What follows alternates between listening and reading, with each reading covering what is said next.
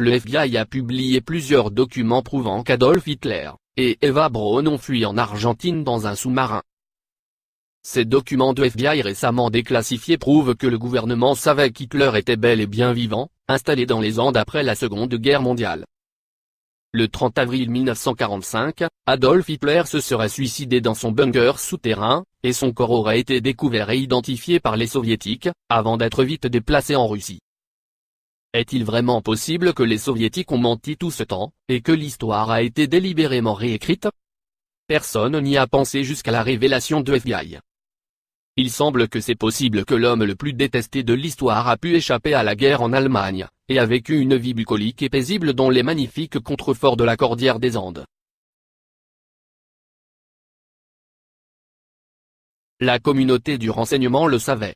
Ces documents publiés récemment nous montrent non seulement que le suicide d'Hitler et Eva Braun sont truqués, mais la paire infâme aurait pu recevoir l'aide du directeur de l'OSS lui-même, Allen Dulles. Dans un document de FBI de Los Angeles, il est révélé que l'agence était bien consciente qu'un sous-marin mystérieux faisait son chemin jusqu'à la côte d'Argentine, déposant des responsables nazis de haut niveau. Ce qui est encore plus étonnant, c'est le fait que le FBI savait qu'il était en fait vivant dans les contreforts de la Cordillère des Andes. Qui est le mystérieux informateur? Dans un courrier adressé au bureau de Los Angeles en août 1945, un informateur non identifié a convenu d'échanger des informations pour un asile politique. Ce qu'il a dit était stupéfiant. L'informateur non seulement savait qu'Hitler était en Argentine, il était l'un des 4 hommes confirmés qui avaient rencontré le sous-marin allemand. Apparemment, 2 sous-marins avaient débarqué sur la côte d'Argentine, et Hitler avec Eva Braun était à bord du second. Le gouvernement argentin a non seulement félicité l'ancien dictateur allemand, mais l'a aussi aidé dans sa cachette.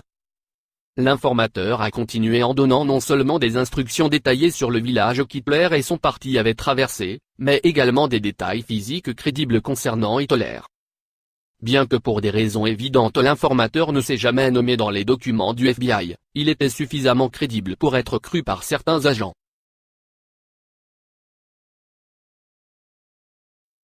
Le FBI a tenté de dissimuler le lieu où se trouve Hitler. Même avec une description physique détaillée, le FBI n'a toujours pas donné suite à ces nouvelles pistes. Même avec des preuves localisant le sous-marin allemand U-530 sur la côte d'Argentine, et beaucoup de récits de témoins oculaires de responsables allemands lâchés, pas une enquête. Avec les documents de FBI détaillant un compte de témoins oculaires de la localisation d'Hitler en Argentine, plus de preuves révèlent qu'Adolf Hitler et Eva Braun ne meurent pas dans ce bunker.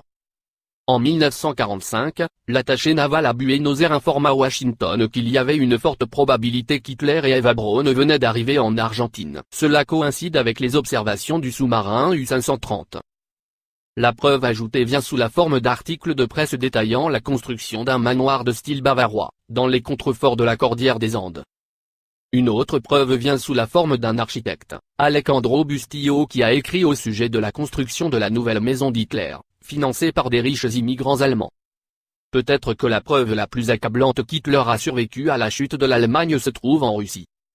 Avec l'occupation soviétique de l'Allemagne, les restes supposés d'Hitler ont été rapidement cachés et envoyés en Russie, pour ne jamais être revus. C'est jusqu'en 2009, quand un archéologue de l'État du Connecticut, Nicolas Bellatoni, a été autorisé à effectuer des tests d'ADN sur l'un des fragments de crâne récupérés. Ce qu'il a découvert a déclenché la réaction des services de renseignement et des communautés scientifiques.